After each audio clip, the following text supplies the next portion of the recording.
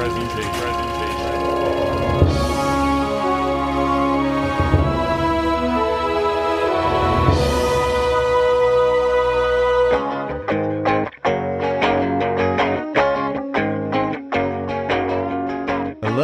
everybody. Welcome back to the Cult Classics Podcast, 2024. First one of the year. We thought we'd kick off a little bit of a theme here, have a trilogy for you. We decided we're gonna do Christopher Nolan's Batman movies. Yes. Star Wars has 3 trilogies. Yeah, that's multiple. You can't say trilogy anymore, can you? Saga. Whatever it is. Cameron Jones here, along with my co-host Mark Nussle. Jordan Jones. We're never going to do Star Wars 2, I doubt, right? I don't know. It depends on how long we'll be on the air, Jordan. That's true. Maybe like one of them, but not all. We'll get to everything. Imagine just getting canceled in 2024? Is that what that means? No, but I'll sum it up. We'll be like, hey, Darth Maul is pretty cool. That's it. That's all we're going to give you. Hey, man, I didn't hate Jar Jar Binks as much as the rest of them. Jar Jar Binks wasn't that bad either, but it also came out when we were in 6th grade, yeah. So look forward to those episodes. But for today, we're going to kick it off with the first one, Batman Begins. Christopher Nolan's reimagining of the Batman story.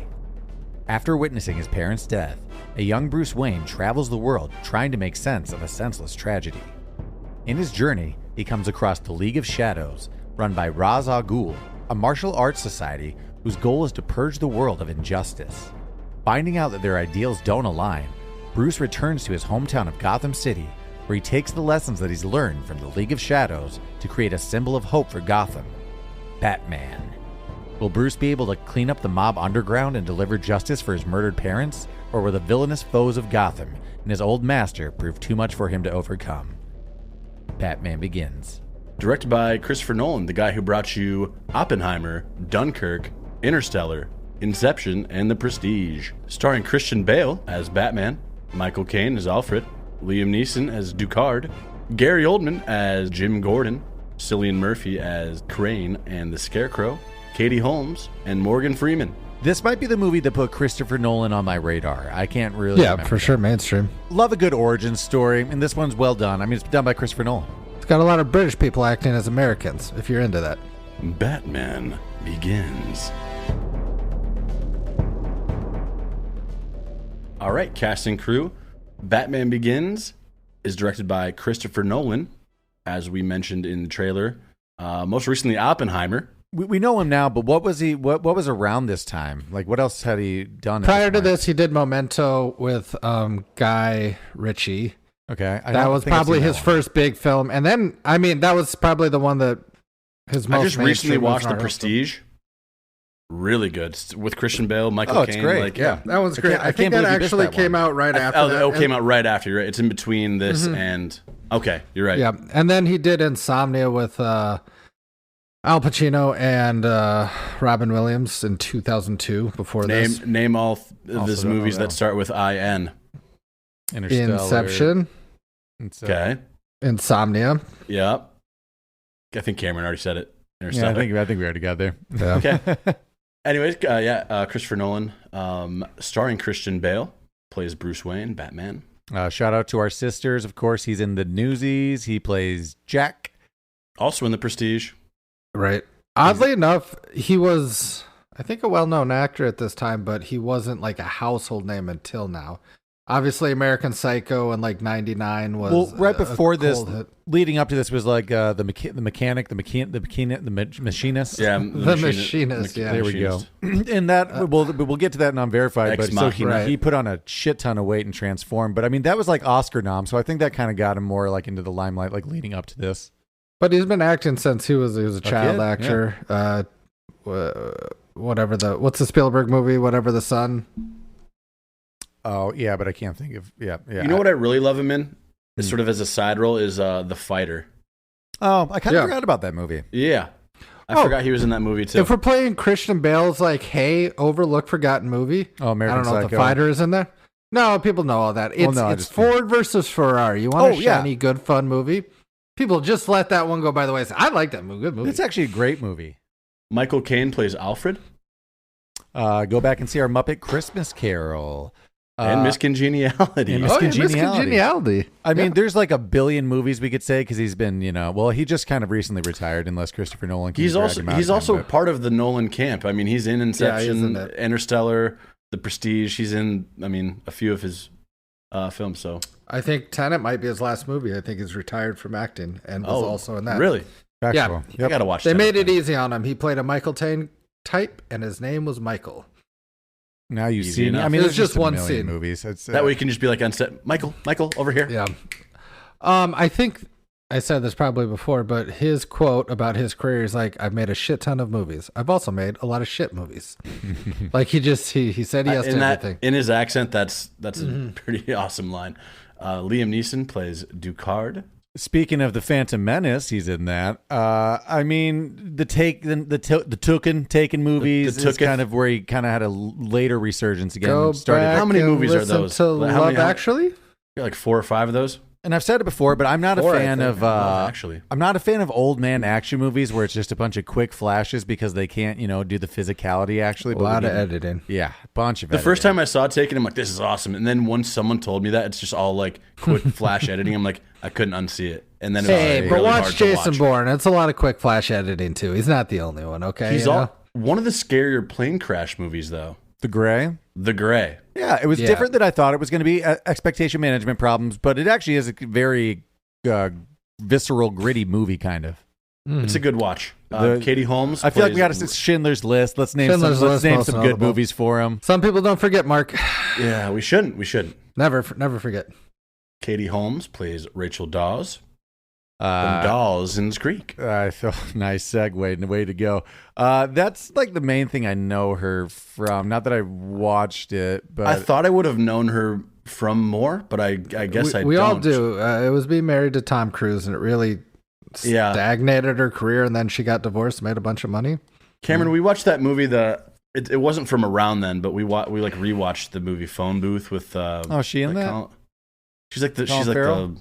Yeah, Colin Farrell, the love interest. with I the sniper. only saw Remember that the once when it came out. I mean, I remember feeling so about it. And then, sorry if you're watching How I Met Your Mother, but she's the slutty pumpkin. I'll check that out next Halloween. I watched it. It's sneaky good Halloween episodes. It is. And there's only like Yeah. 2, but it gets me to where I need to be. Gary Oldman plays Jim Gordon. Bram Stoker's Dracula. He played Dracula. We may remember. I mean, that. from our childhood, he was the villain. And then Yes. in our teenage to 20 years, he became the good guy. True. I mean, Air Force Like One. the mentor good guy. He Get off plays his such a good plane. villain. Air Force Air Force One, he plays Lee Harvey Oswald and Lee Harvey JFK. Oswald. A movie Jordan loves in a ridiculous amount, The Darkest Hour, which I used as a nap movie for a while because it's such like brown and gray tones. And Oh, The Darkest Hour. Sorry, I was confusing it for nothing. Yeah. He plays, and I love that people do this, but And it looks really is it nothing worth like him. it? No. It's not worth all the makeup, guys. Just look like you a little more. Save yourself some time. Sirius Black, obviously. We'll get to him probably in all of those. And Oh, Cameron, he's Sergeant Reznov in, I think, World at War, Call of Duty, and maybe the first Black Ops. Sergeant Reznov. vaguely remember the name, but don't. Like he might be one of the zombie characters. around this time that this movie came out and the Harry Potter movies, he had a real, to me, career renaissance. Like it completely switched the type of roles he was in, and then he started getting nominated for a bunch of Oscars and stuff. Cillian Murphy plays the Scarecrow, Dr. Jonathan Crane. I mean, got on my radar with 28 Days Later zombie movie. Shows his dong in that. I mean, Probably going to win an Oscar for Oppenheimer this year. Peaky Blinders. Have you guys watched Peaky Blinders? No, it's one of those I things. started like, it. It's like Boardwalk Empire and The Sopranos. It's on my list. I got like one episode in. It has to get better, right? I don't know. I watched 3 episodes and I'm like, I missed it. I should have watched this when I was 22. I missed it. Yep. Like now I'm like, it's good. It seems good, but it's a lot of episodes. He seems good. Everybody seems good. Does it all make us want to buy that type of hat? Sure. Last couple here. Ken Watanabe plays Ra's Al Ghul. You'll know him from Inception. He just kind of got on the Nolan train because of this movie, kind of. He's How in the many Nolan of these? train. Like 1, 2, 3. There's like 4 actors in this who were in Inception or in one of Nolan's. I mean, we've said this again and again, but we like when directors get their crew and their troops. They play probably similar characters. Was he was in Last Samurai though, right? That's where I knew him from first. IMDb says that's sort of what he was most known for. He should have been the Last Samurai, but spoiler alert, it was Tom Cruise. Second to last. He was the second to last samurai. The runner-up. Yeah. The one nobody made a movie about. True, but he's in Last Samurai. He's in the Godzilla franchise. And then last, we have a smaller role for Morgan Freeman, plays Lucius Fox. I mean, it's Morgan Freeman. You know who he is, but I mean, Shawshank, Driving Miss Daisy. I mean, a lot of movies over the years. And now, no, just a lot of movies still. He's still making a lot of movies. Just a million movies. Popped on the screen for me in Glory. Oh, yeah. For what it's worth. That's probably like honestly the first movie I saw him in, probably. As a kid, I liked him in Bruce Almighty. Can't forget that.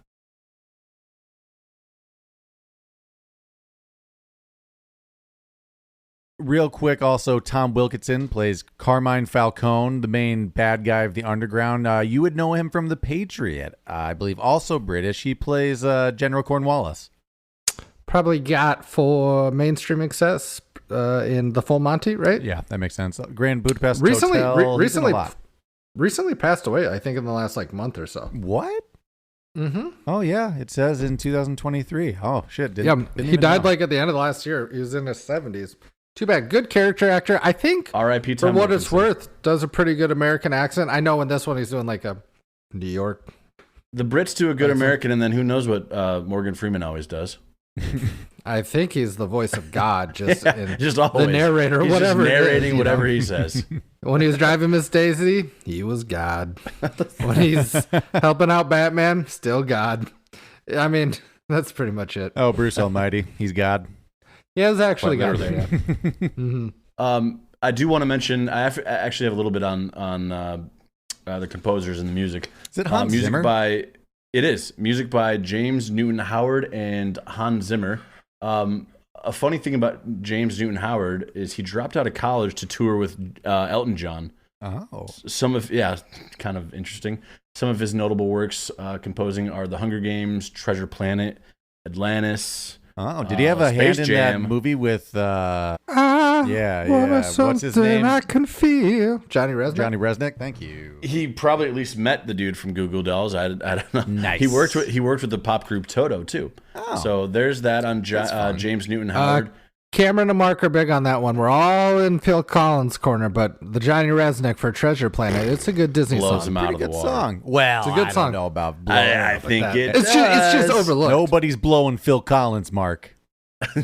Hans Zimmer. I feel like we've had to have talked about him before. I don't know if he's probably been at least in the music department on other films. We've definitely probably skipped over it, but Pirates, Gladiator, Lion King, Dunkirk, Road El Dorado, Cameron, The Prince of Egypt, me. Dorado. Oh, so he did meet Phil Collins.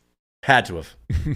No, he wasn't on the Road to El Dorado. Hans and Phil are like mustard and ketchup? What's the other one? I mean, Hans Zimmerman's probably in modern day movie scores only second behind John Williams, right? Yeah. Or in my opinion, for name recognition. Yeah. Oh, Tim Burton's guy. You're thinking, or Danny Elfman. Yeah, I mean, they're probably top they're three. up there. Top three. With that, should we wrap it up and move it on to Unverified?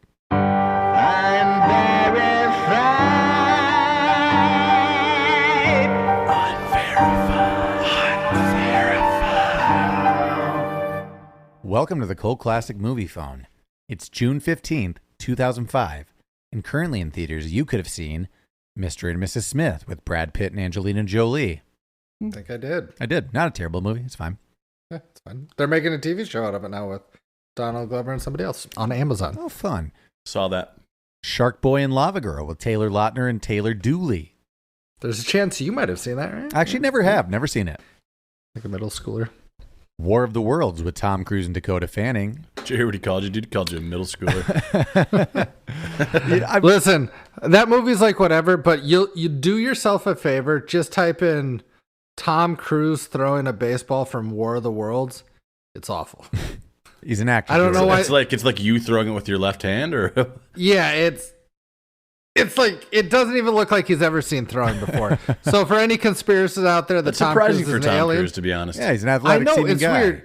It's a scene where he's playing catch with his son, and his son doesn't want to play catch. His son is Steve from Shameless. Check that out, too. Sometimes you can, scale the Wiz Khalifa or whatever the fuck that building's called in Dubai. And sometimes they make you throw a baseball and it doesn't look right. Wiz Khalifa. What's it called? Well, that's the purge. It's the Wiz Khalifa. It's the Wiz Khalifa. Herbie Fully Loaded with Lindsay Lohan and Michael Keaton. She's still kicking rocks, huh? Yeah, she's kicking still around. Oh, that was 2005. Yeah. Cinderella Man with Russell Crowe and Renee Zellweger. I love that movie. Maybe Cameron's at least top 3. It's in my top 10 of movies for sure. It's a good movie. Dark Water with Jennifer Connelly. It was a fine, scary movie. I just kind of forget it. Land of the Dead with George A. Romero. The master himself came back. I have that on DVD somewhere. Is that the one in the mall? No, that's Day of the Dead. Dawn of the Dead. I like Dawn of the Dead better. Land of Isn't the that Dead with Ty Burrell from He sure is. He's in Modern it. Family. Before we knew he was hilarious. He was funny in that too, though. Lords of Dogtown with John Robinson and Emil Hirsch. That was big when we were. That movie. Yeah, we wanted to skateboard and weren't that great. We liked it. The Sisterhood of the Traveling Pants with Amber Tamblyn, America Ferrera, and Blake Lively. What a star-studded cast, minus the first one. Bewitched with Nicole Kidman and Will Ferrell.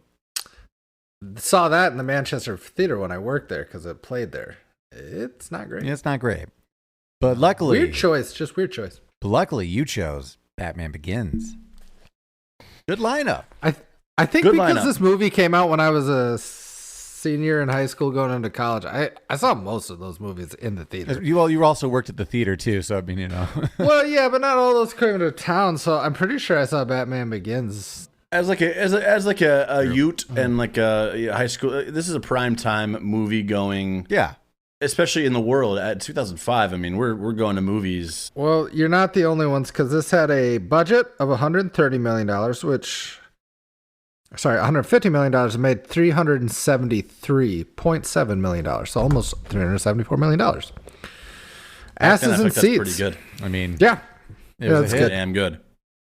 I do remember at the time, because we lived through it, I think people were skeptical of superhero movies, but this kind of rebooted like the trust in the superhero movie, right? Yeah, I mean, but Spider-Man kind of was credited that Spider-Man and X-Men for bringing it. Yeah, I suppose Spider-Man did it to someone. Well, bringing it to realism and a little darker, but this one really got gritty, and then people kind of took off from there.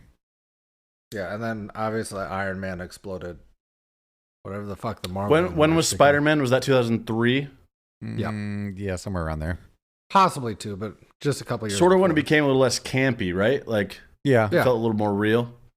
Yep. I got a fun fact for you here. While shooting on the streets of Chicago, a person accidentally crashed into the Batmobile. The driver was drunk and said that he hit the car because he believed the Dark Knight's vehicle to be an invading alien spacecraft. That's not drunk.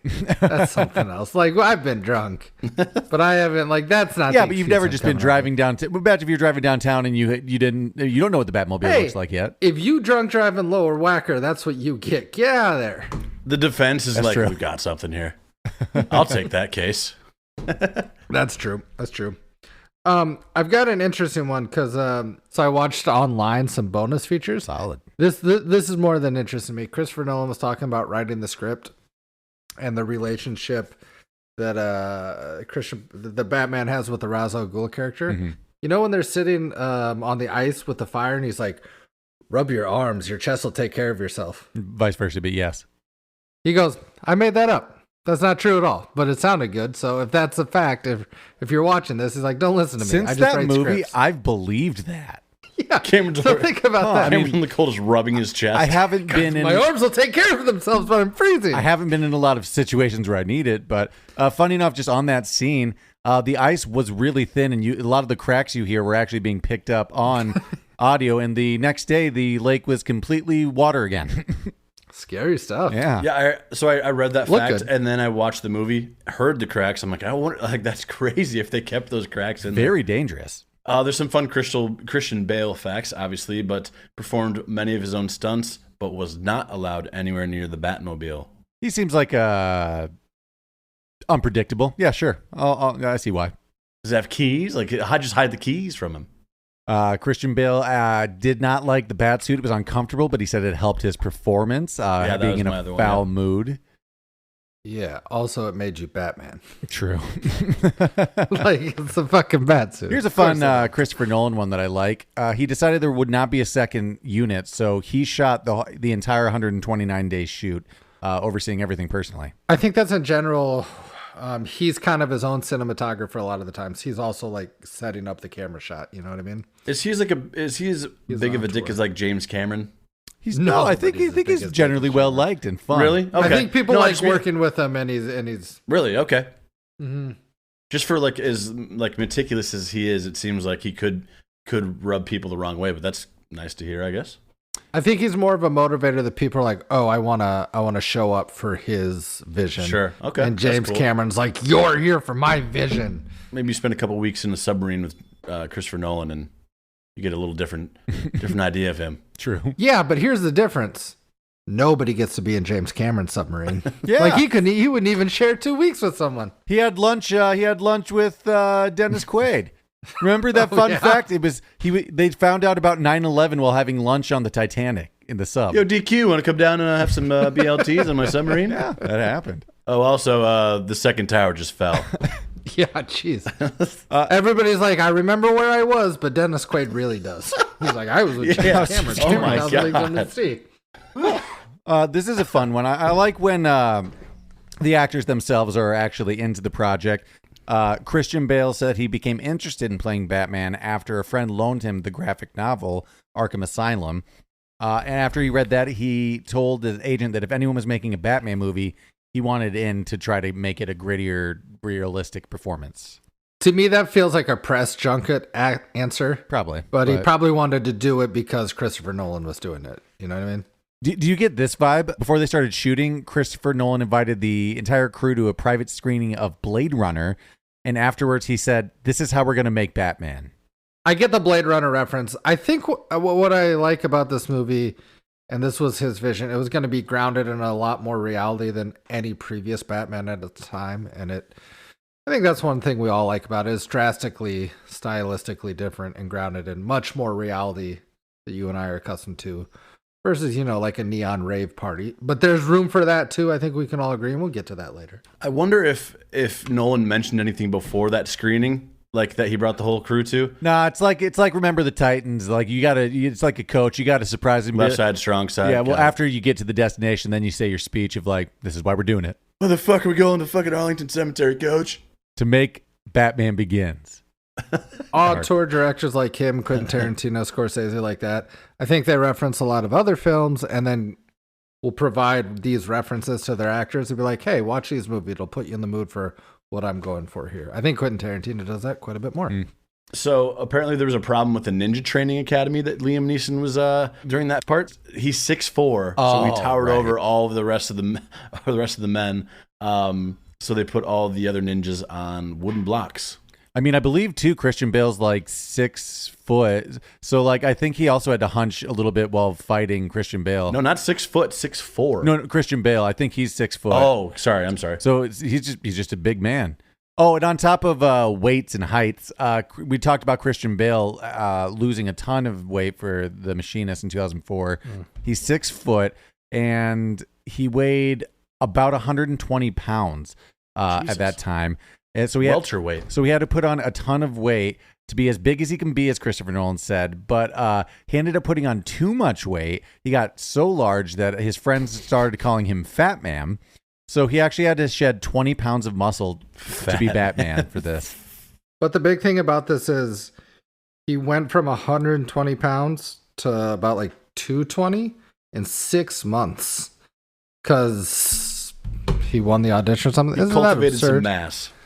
I would assume that if you got down to 120 pounds, you would gain a decent amount back very quickly, but that's still absurd. A lot of muscle on top of that. Have you ever seen The Machinist? Weight. No, because he looks scary. It's scary. It's like, cool. Like I guess it adds to the role a lot, but man, it's just disturbing. It's very disturbing. What do you think of this too? Like on top of just like showing them Blade Runner, None of the cast was sent. Well, the script was under a pseudonym, and no one was told it was a Batman movie. They had to read the script and find out. It was titled The Intimidation Game. And Sir Michael Caine said when he opened it, he assumed that it was going to be a gangster movie. I mean, I do believe that if I remember, he wrote, even though these are superhero movies, like this first one's a gangster movie, the second one's like a heist, like whatever, like he made each film a different genre, which I think you can kind of feel. Is this character's name Bruce Wayne? That's Batman, interesting choice, right? But we'll roll with it. Some actual facts about just Batman. Forbes ranked Bruce Wayne as the 7th richest fictional character with a net worth of $6.8 billion. And they also gave a breakdown because, fun fact, all of Batman's attire is kind of based on military stuff and are things you could buy and put together in the real world. Again, Christopher Nolan trying to create that realism. But they estimated that it would take about $3.5 million to realistically be Batman and have all of his equipment. So many people could be Batman then. Yeah, a lot of people could be Batman. That's so many. In the original script, before Nolan met with executives, he didn't have a Batmobile.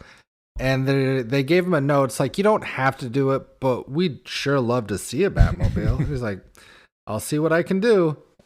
Because at the time, he didn't see how the character could need transportation of any sort. And then he came up with whatever the Batmobile is with its practical effects or whatever.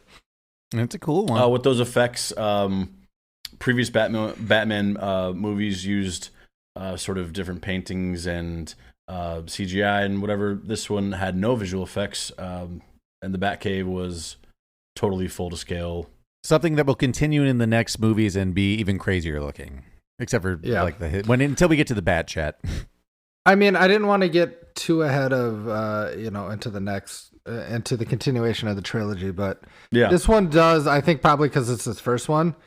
In comparison to the last two, definitely has a lot more like the cityscape. It feels like there's, the train and the CG effect, but he works his way through this. I think he said as long as the final shot of a big sequence is a practical effect that he could use like CGI in between there to splice it. So whatever the landing shot is, he's like, that's a real practical effect. That's my approach to it. Interesting. This one has a million facts. It has like a star-studded cast, a great director, and it was in the time more of special features and stuff, so there's just a lot on it. But we have to cut it at some point. Let's move it on to questions. Comments. Animosities. Questions, comments,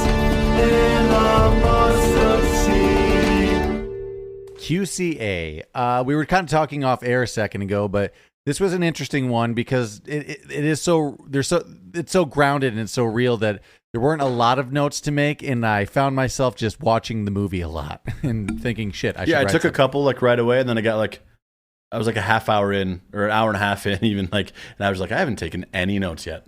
So tell me if you guys agree with see. this. A lot of the times when we pick a movie, you're like, oh, this is going to feel like homework. And then very rarely do you watch and you're like, oh man, I'm just so happy I watched this again. This kind of felt like that's kind of what happened to me on this one. I haven't watched this in its entirety in a while. No, it's mostly Dark Knight, so this is good. The first and third are going to be kind of fresher watches for me, which is nice. But I do have a comment for you. I did write some things down. If Bruce Wayne's a billionaire, he's not just going to disappear in a foreign jail. There's no way he can disappear. He's surprised he's surprised that Liam Neeson found him, but nah. I'm going to say a couple things probably throughout this portion, at least of the podcast, that I'm not a comic book guy. Mm-hmm. I'm definitely not a Batman expert. So I'm going to say some things that probably people know the answer to. None of us are. So if that's why you're here, how did he? So on. he ended up just becoming a criminal. Like he stole some. What was he stealing of the Wayne Enterprises stuff? That's how he ended up in this Asian. Yeah.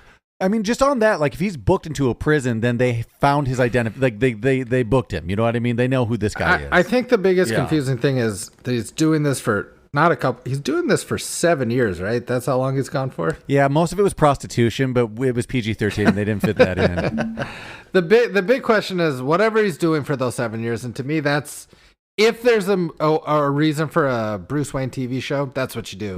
What's Bruce been up to for 7 years? It's going to be like the Incredible Hulk, where it's just like him walking down the highway, then getting into hijinks each episode, you know?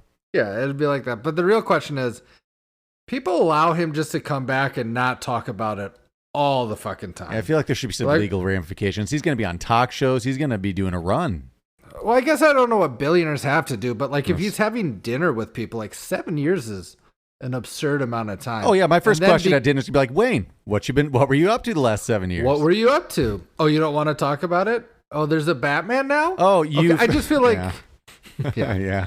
It's a little suspicious. Yeah, we're getting a little ahead, but yeah, like you can't just come back in. The company went public, bud. Like it's various companies and shares. It's all a bit complicated, Mark. Whenever Liam Neeson finds him, I love that part of the movie. I love the League of Shadows shit. I could watch a whole movie of that, to be honest. I was going to say they should do a League of Shadows movie. Maybe they're. I'd watch a League of Shadows movie. I will say this. I like that this is the first movie that really shows us kind of his origin story and gives us the background of how he got his training and stuff.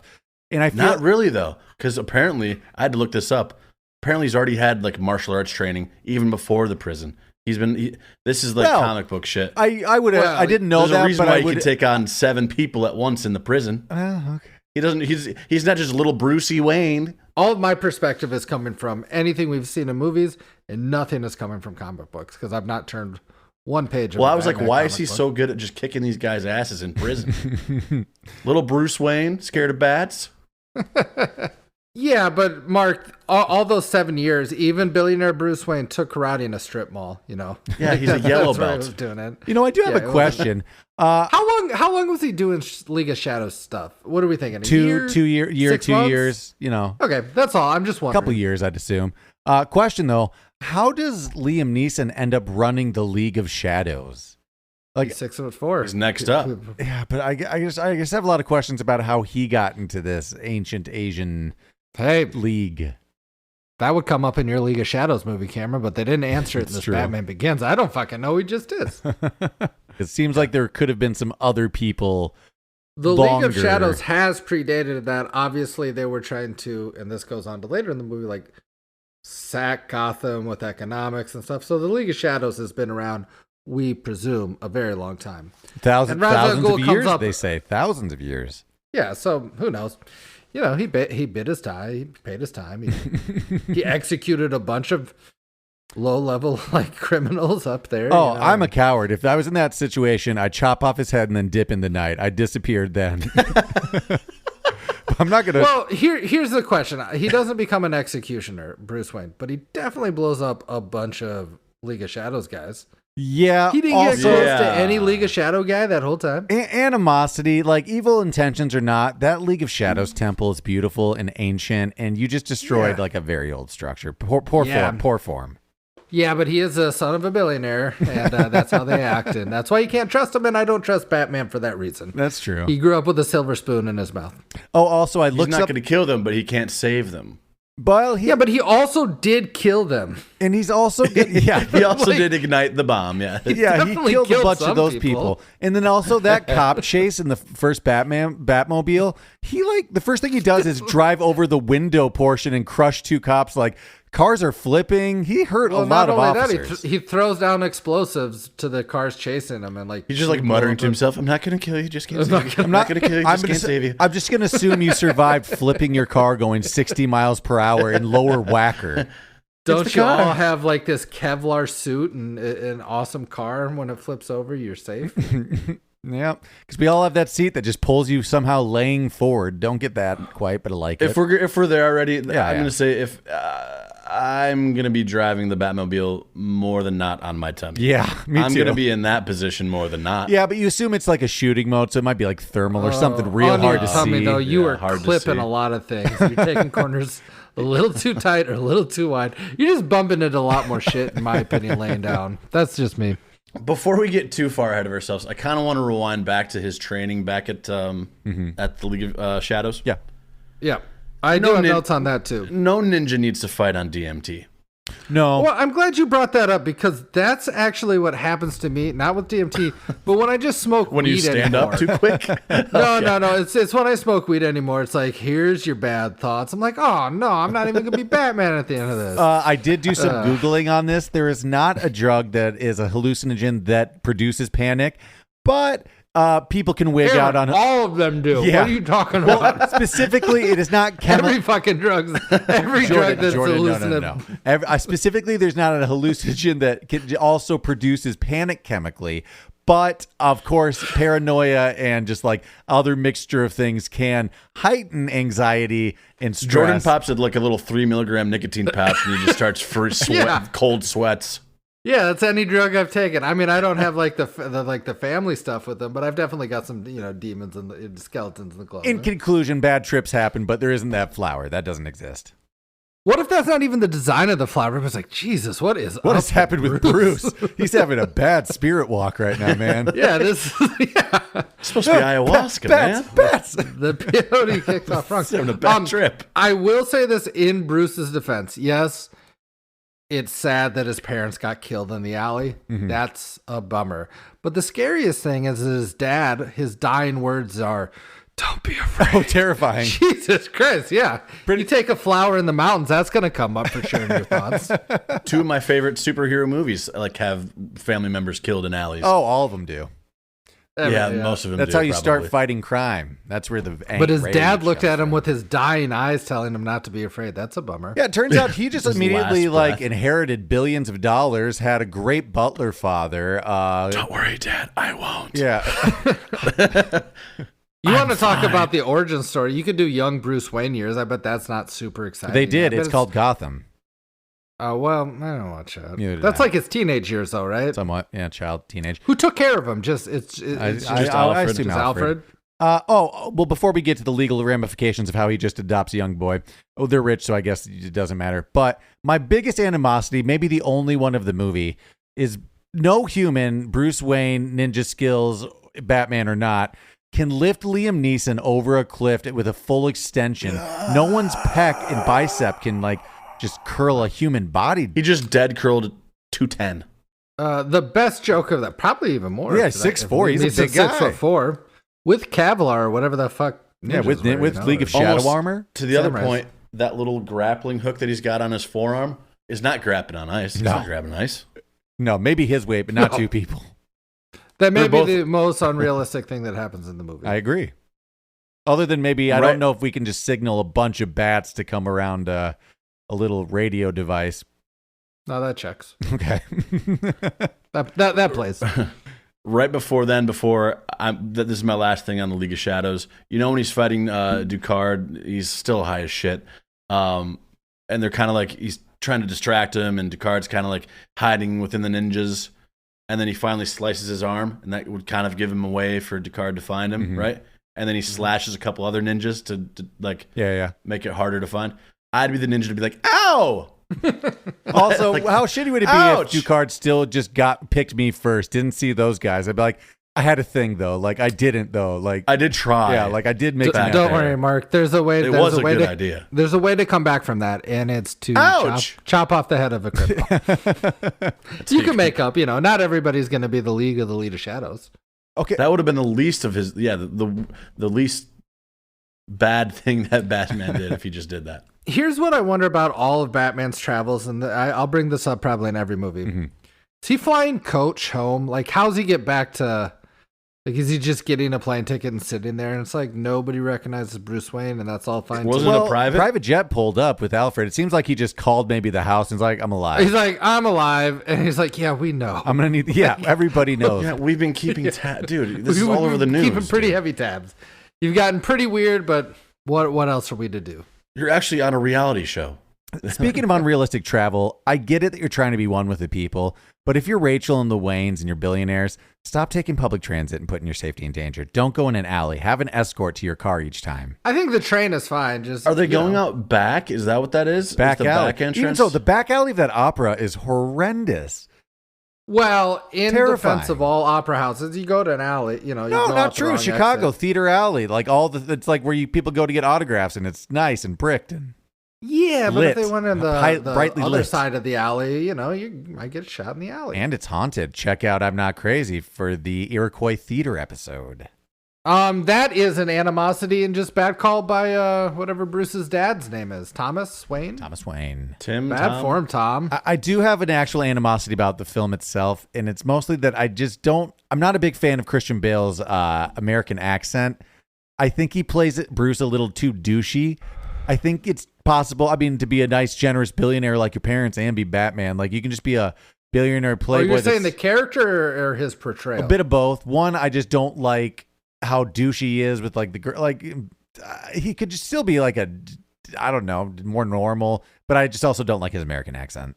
His American accent's fine, especially for. What do we think of the Batman voice in this? The Batman voice doesn't bother me, and it never has. And I know that's divisive. I'll say, and we'll probably get into it a little more in the next movie, but it's pretty tame in the first one. It's pretty tame in Begins.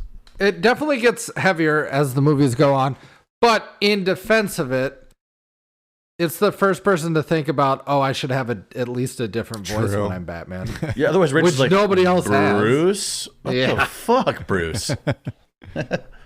So I know that rubs people the wrong way, but for whatever reason, personally, it's never pissed me off that much. Also, teeth, lips. Cameron, I know it's you underneath that. Yeah, you're going to know it's me. Yeah. Jesus, Cameron, get the... this is if we did any Batman. He wears eye black. Yeah. That's the biggest thing. Like, he definitely puts on makeup and we just never address it. I think Pete Holmes has a sketch about all these things, but yes, we're obviously aligned, but there's some suspension of belief, right? What happened back in that alley? Why didn't Tom just give away his wallet? He was doing some weird shit where he's trying to fight it a little bit. Just give away your wallet, dude. He lurched to block his wife. He lurched. But He did give something. him the pearls. You know what the real answer to that would be? He'd give him his wallet and it would just have like gum wrappers in there. Like, billionaires don't carry money because they don't have to. Yeah, it's all plastic and now it's canceled. Sorry, dude. Oh, I do have like a logistical question. So when Batman sees Scarecrow for the first time and he gets gassed in the face and lit on fire, he's up on the roof when he calls Alfred. How does Alfred get him down and into the car? All of a sudden he's in the back of the car like, poisoned, Michael Caine is a frail older man already at this point. How did he get down? They just hired help. There's no way. I want to see the scene where he kept rolling and just fell from the roof to the. Oh my god! Jeez. 100%. There's a couple of those. Like, how is Batman getting around? Is he always driving the big tank? Is he driving Bruce's Lambo? No, I actually think a majority of the time, and this is an animosity of all of Batman's, is that he gets around from rooftops. Yeah, you would assume and like glide in. I would also assume he's clinging to the train a lot, the outside.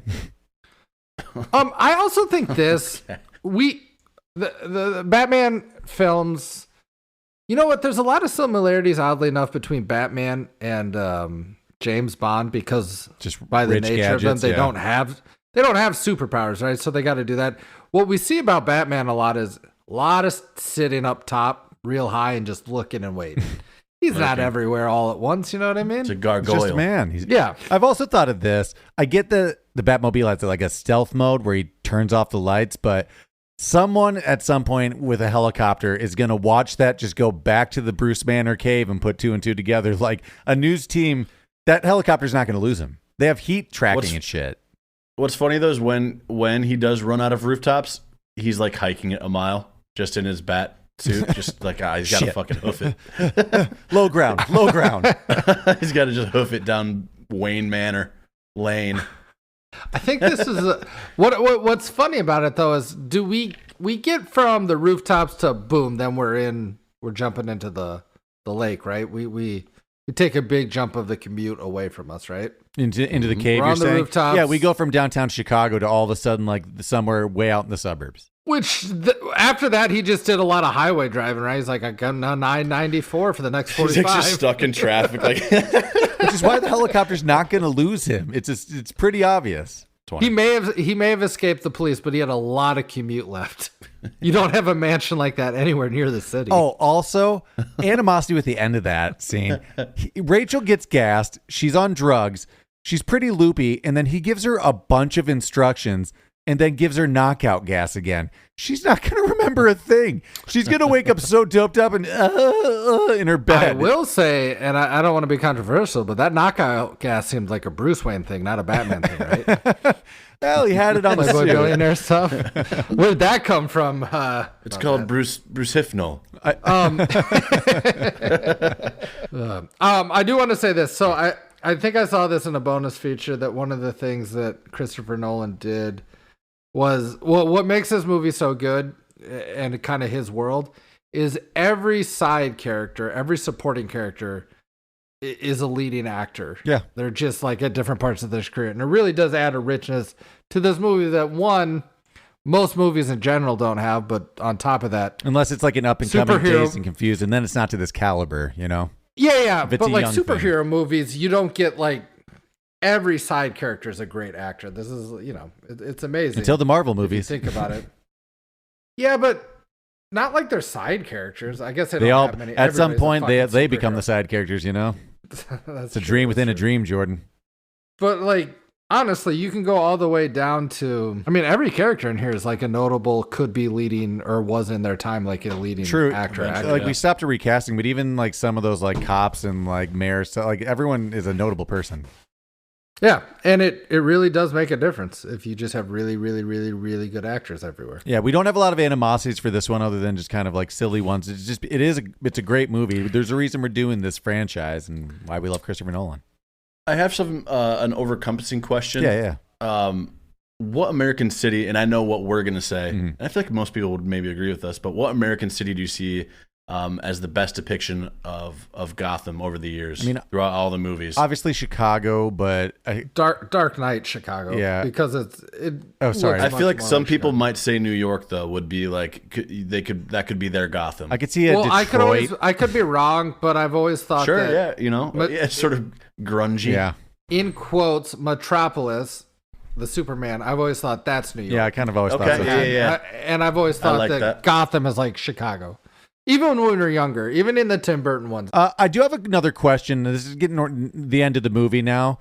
Why can't they're wasting a lot of time at the end just standing around when the poison's going off in the Narrows? Why can't Gordon just blow the tracks there so the train never leaves, leaving a trail of destruction and more gassed citizens? Like why drive so far away? You're by the track. Oh yeah, like why? Okay, yeah. So the whole thing is we have to stop the train before it gets to the hub. Isn't he chasing the train though, or it seems like he's just driving to Wayne's Manor and he's like, or the Wayne Station, and he's way ahead of it. So like it's make a phone call. You're saying he's trying to get to the last little yeah. It seems like the train could have done it earlier. Yeah, the train hasn't even moved yet. If he just blew it immediately, then it's just the Narrows fucked. And on top of that, there's a massive amount of poison. They're weeks away from an antidote. What do they do with the Narrows? I actually have, maybe they cover it at the end and I miss it in like a newspaper clipping, but are all those people just fucked? At one point, Gordon at the end says the Narrows are lost. Did they just give up on it? Completely lost? They're all just mad? Raise the bridges. That's no wonder there's so many villains in this town. They're all chemically crazy. Yeah, I don't, they kind of blow past that and maybe it comes back up in the next movie, but it gets all the way to like downtown. Yeah, like maybe it doesn't get to Wayne Manor, but a lot of territory has been vaporized. Hundreds of thousands to millions of people have gone crazy in your town and are never going to be the same again. They're going to live like that for 2 weeks. Yeah, multiple weeks. Also, that microwave emitter that they're using at the end that they're trying to destroy that explodes, sort of like a nuke. Like I feel like that's something they got to worry about. It magically just finds water and doesn't blow up your body somehow, Mark. Okay. The rest is fine. How many people know he's Batman? We got Fox, Alfred, Katie Holmes. How many more Liam people? Neeson, the entire League of Shadows. Everybody in the League of Shadows. And they knew he was Bruce, right? Yeah. All the League of Shadows. Like, it's billionaire playboy Bruce Wayne. Except, like, I don't know a lot of billionaires, right? Like, face to face that aren't the heads of companies. So, like, their kids. I really actually don't know any billionaires' kids. Yeah, so right? maybe fairly anonymous. You could be anonymous. But the movie depicts it as everybody fucking knows the Waynes. Well, he's the Prince of Gotham. You'd have to go. Okay, so maybe it's like if there was elite people in New York. Yeah, maybe more like you might that. see them on like page 6 or whatever. If you will. Okay. A billionaire. I saw that Nolan got this in large part because he had such a clear vision that he wanted to do an origin story. Mm-hmm. which doesn't exactly exist, one, on film, but two, in the comic books. He's like, I took pieces from like certain comic books, but I wanted to do my own. You're always going to get criticized from, the people who know the exact story and how it goes. And I don't. So, but the whole thing about these comic books is there's so many issues. It's like they've broken off. They've gone from the, you know what I mean? Like they've told the story again and again. Yeah, I and think again. like this part is like issue 600 or something. Yeah. Like, you know what I like about this one? It's not to say that no other Batman film has Bruce Wayne scenes. Like a lot of the Bruce Wayne scenes in other Batman films are just his love interest and in between getting in the bat suit. Sure. But I do like that we get the character of Bruce quite a bit more in this one, obviously because of the origin story. But as he evolves, coming back to Gotham, I really do enjoy that. And I think I've said this in other movies or other podcasts. I'd be interested in just a Bruce Wayne story. You've said it before, and you should pitch it as a TV show, not Gotham. Don't show me any Batman shit. Just like he goes to get in a suit, and then he comes back and is like, that was rough. And then back to Bruce Wayne shit. It interests me a lot. I think I'd be into it. I'd watch that. Overall, I mean, I can safely say we all love this movie. If there's anything you noticed about it, any animosities or comments, make sure you hit us up on social media. But we're going to move it on to recasting.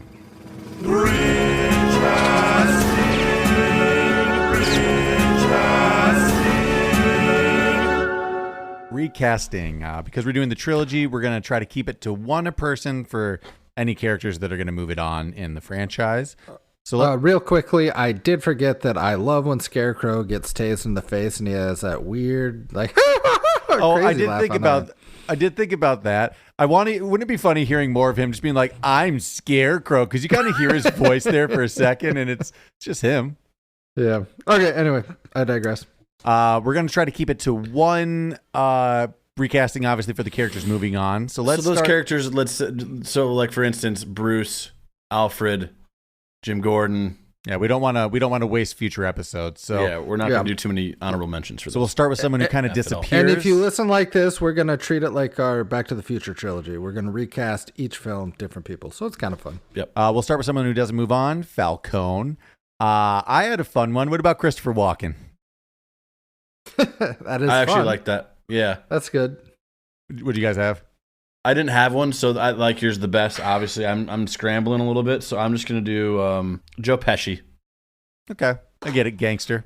Yeah. I did very similar, and I gangster. also recently just tried to watch the first couple episodes of Sopranos. I'm doing James Gandolfini. I thought about it, just putting, it makes sense. Walken's fun, though. Walken's fun. What do you think of this? I have two other ones. Ed Harris. Not there. Russell Crowe. Russell Crowe, maybe more. I actually thought about Russell Crowe other places, although I left him off. I like Gandolfini's second, and then who was your first one, Cameron? Walken. Yeah, I like Walken because it kind of works with like the Batman. I don't know. He works in Batman for some reason. Let's do Scarecrow real quick. He's in the third one, but it's so small we probably won't touch it again. Yeah, you're right. I did Daniel Craig. Ooh, not bad. Okay. All right. I thought about him other places. I didn't land on him, but I like that. Now, question, because this will go into mine. He could be evil, though, I guess. He doesn't have Daniel evil Craig. enough face. He has evil looking Daniel eyes. Craig American accent or Daniel Craig let him rip? Let him rip, I think. American accent. Everyone's doing it in this film. Half of them are British. You got to follow with the Gotham thing. Okay, because my Scarecrow does not have an American accent because I really dislike his. Okay. But it's Ewan McGregor. Oh, I have him for someone else. Yeah, I thought about him for a lot of people. But We're going to have a lot. That's what I was scared of. We're going to have a lot of this throughout these next three because there's 26 characters. No, I know. Actually, no, but we're just going to have a lot of overlapping. I did Michael. What do you think, though? And I would not have him do an American accent because I don't like Ewan McGregor's That's fine. accent. Mark, I think I like what you're about to say. I had Michael Shannon. I had that as an option as well. I think he'd be great at it. We didn't know he was such a great actor, I don't think, yet. No, probably not. Probably not at this point, for sure. Hear me out. Here's a weird one. Another person that would have to do an accent, Jude Law. I thought about him places, but he didn't fit in yet. But you're just saying bone structure. Yeah, he works really well for that kind of like asshole lawyer, you know? Yeah. Let's do Rauz Al-Ghoul. He doesn't really show up in the other movies. We can riff on this one. I didn't know where I was going with this. I mean, this one was kind of hard. I think I was incepted by the Phantom Menace, but I put Ewan McGregor here. I thought about that. And the reason why I thought about Ewan McGregor there as well It's like somebody that we're used to being a mentor, Obi-Wan Kenobi type, but turns bad, which is kind of what this character does, right? Yeah, I also kind of thought of him for Batman, but I didn't end up putting him there. Yeah, we thought about him all kinds of places, but I love him. I'd like him as Alfred. As an actor. He'd be cheeky. But I don't like his American accent. Is Rauz Al-Ghoul supposed to be older? I think there has to be an age difference to be the mentor-mentee type. Got it. That's right. Okay, so then... Gotcha. So mine's a little bit looks like, and Rauz Al-Ghoul is allowed to have an accent, but I went Ray Fiennes. Oh, I actually had Ray Fiennes as an option too. If we're going accent, I also put Mads Mikkelsen on there. Mads Mikkelsen. I like him a lot. I like that almost the best. Yeah, those last two actually mention. Yeah, the better ones. Rauz Al-Ghoul, I've got Sean Bean. Sort of the same. I mean, it's Liam Neeson adjacent. Really. It is, but I like that because he can play charming and then is bad guy a lot. And he'll die in the end. He will die in the end. But he won't be killed. He's just not going to let you live. That's true. I'm not going to save you or whatever. All right. Now we have characters that are going to be in the franchise, so keep it to one, everybody. For Rachel, I started with Emily Blunt. Thought about that, so I get it. Totally get it. And this is also a made-up character, so we can really go anywhere with it. So there can go anywhere. Yeah, there weren't really any parameters. So since we are going to recast, I'm going to give who I want, and I'll give the what if real quickly. Sure. Who I want is Rachel Weisz. You get where I'm coming from because I put her in a lot of things. From The Mummy. From The Mummy and other things. But if I was going to stay in the TV world, I'm going Jessica Biel. Okay. Dawson's Creek, whatever, Seventh Heaven, boom. That works for me. A very all right, you guys are good. I could see her playing a good like superhero love interest type of role. And Mila Kunis, just dark hair. Definitely thought of that, just like a brunette thing. Yeah, that's all it was a brunette thing for me. Yep. Yeah. Couldn't be blonde, had to be brunette, and that was the only thing that I... let's move it on to Fox. Let's do Lawrence Fishburne.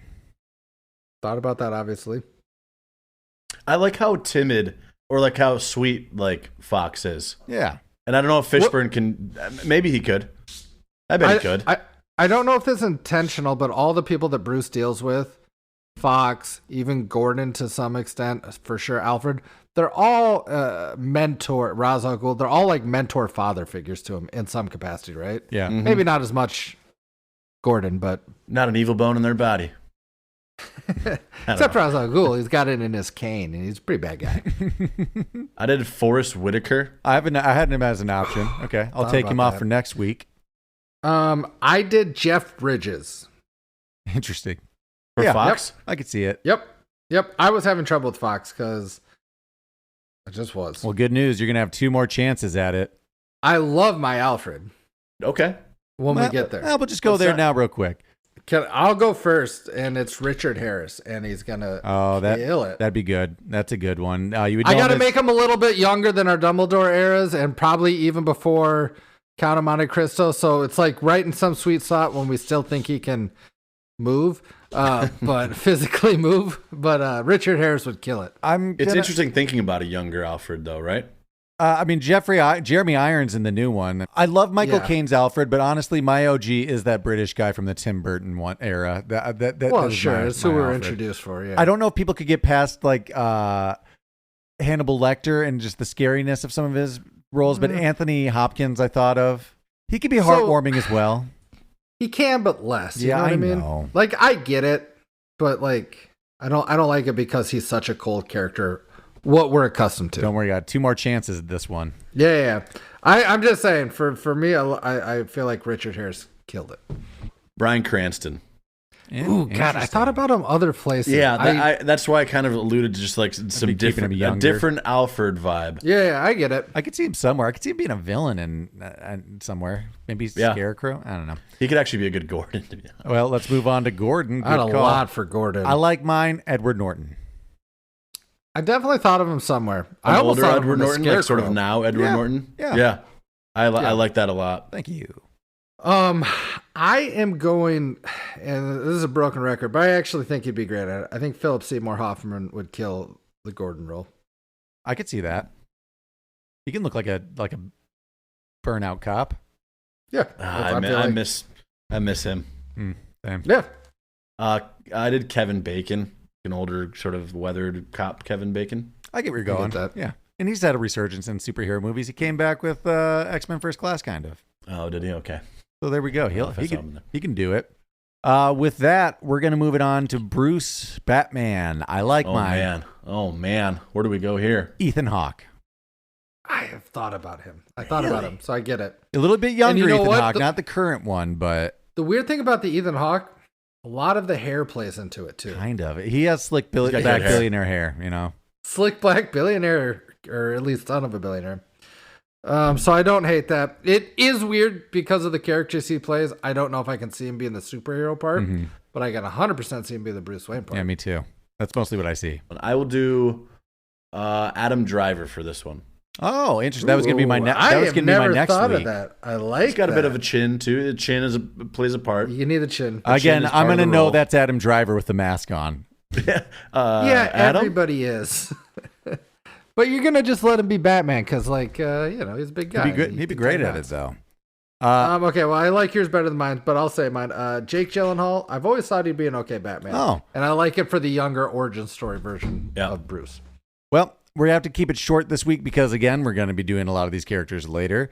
So continue listening on, check out what we do. But we're going to move it on to Mount Rushmore, top 4. Top 4. Mount Rushmore, top 4.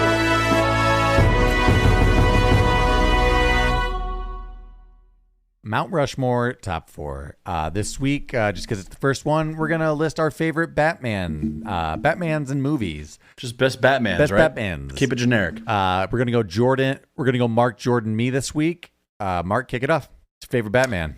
This one's not going to fall past me, so I have to take it. Mine's Val Kilmer. Okay, I am somewhat in agreement, and I know we're going to get some heat for that. A lot of people are going to, we'll get to the other ones in a second. It's what I had on tape at home. It's what I grew up with. It's nostalgia.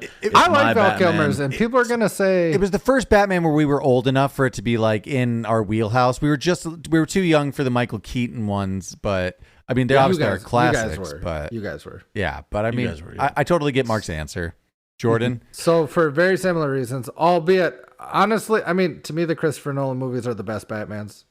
And that may be sacrilegious to the Tim Burton people, but I'm going to go Michael Keaton because that was my first Batman for sure. I totally get it. Everyone's playing the nostalgic card, and I figured that's kind of how it would go down. It's important to it, but I will, in honorable mention, definitely put up for everybody's first Batman. I'm also just going to throw out a wild card. Michael Keaton's performance as Batman in The Flash was also very entertaining. Not a great movie, but he's great in it. So you just doubled down on Keaton? Yeah, it's just him again. Nice. Can't be wrong. Oh, no, that's not my answer. I'm just also saying, shout out. He did it again. Still has it. It's just to me, like, without Keaton, there wouldn't be any more Batman films, I agree with you. Now, obviously, I agree that this is maybe the best Batman franchise in the movies, but he's not my favorite Batman. I think it right now might be Robert Pattinson in The Batman. Wow. People didn't like how dark he played it, but I really liked that movie. Cameron loves that emo shit. I like a good detective story, too, and it was just a PI movie, and those get me. That's what I overlook when it comes to all Batman movies. Mm-hmm. I've heard him now depicted as the greatest investigator of all time, which I don't know if that's true or not. But yeah, they are kind of just detective movies. Yeah, he's better. I'm just saying the Batman. Yeah, that's all he is. He's a detective. So I like that movie finally played more like that. I liked it. We got to make a shout out though to Adam West, right? Yeah, the original. TV series. Of course, obviously, you would know him as the mayor on Family Guy if you're a little younger. We have to mention Ben Affleck just because he did it. People like him. I haven't seen all those movies, but I think people like his portrayal of Batman, but the movies themselves may not have hit the way they want them to. Is that what I understand? Yeah, the movies do kind of suck. George Clooney. We can't forget him. Throw him in the mix. His are the worst. His is the worst. Yeah. It's bad. It just is. It's not his fault necessarily, but that one just all around missed. Ooh, I got a good idea for maybe freeze. Sorry. No, for maybe a next Mount Rushmore, like maybe a bat suit or a Batmobile, favorite Batmobile. Ooh, I like all those. Suit, something like that. I like that idea. Bat suit, you're gonna disagree with me because I really like Val Kilmer's nips coming out at the end. There's some cool animated ones. I actually really like the Batman Begins bat suit, just spray painted black, jet black. Hard to. Stay tuned for that next week. There's a shout out. I think people like Lego Batman quite a bit. Oh, yeah, Lego Batman. I did forget about that. Will Arnett. That's actually, nice. Good call. Yeah. I wouldn't have even thought of that. I would have said it just because I know that there's. Who is like that, a Will big Arnett? fan. Yeah. Will Arnett, yeah. Whatever that Nice. young Bruce Wayne is from Gotham, I don't know. But those are the main Batmans, at least that I think we would all think of. Make sure you hit us up on social media to let us know your favorite Batman. But tune in the next few weeks and make sure you watch The Dark Knight and The Dark Knight Rises to stay up to date. If you like what you heard, make sure you like and subscribe on your favorite podcast app, rate and review. If you want more content out there, check out the entire Majestic Jam Network, Urban Hermit, I'm Not Crazy, Rachel! and the Highwire Podcast. It's not what I do. Yeah, whatever. You know, I'm Bruce. Bye. Thanks for listening. We'll check you on the next one. Bye. Bye.